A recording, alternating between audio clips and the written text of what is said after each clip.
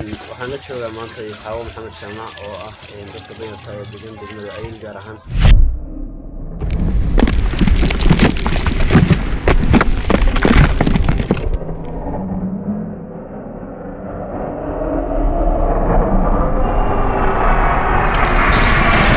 bismillaahi rahmaani rahiim. walaalayaal kusoo dhawaada barnaamijka maanta.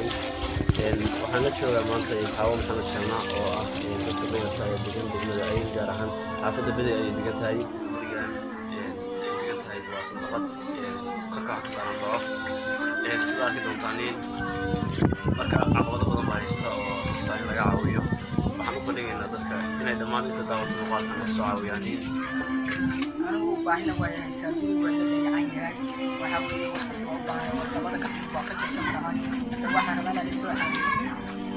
in hore oo wax la siisay ma jirto gabadh baa mar noo timi waxay tiri tuuba ku rakibaya tuubadiina leema rakibin had baan rabaa inaan soo caawiyo. waa rabaa qof maskiin aan ahay ilaahay islaamka waa u baahan.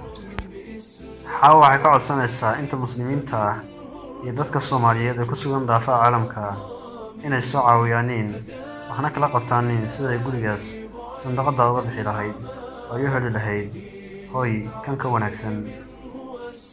walaalahayow lambarkan ugu soo aadiya wixii aad u awoodaan siina shargareeya muuqaalkan. Wassalaamu calaykum waraxmatullaahi wabarakaatuh.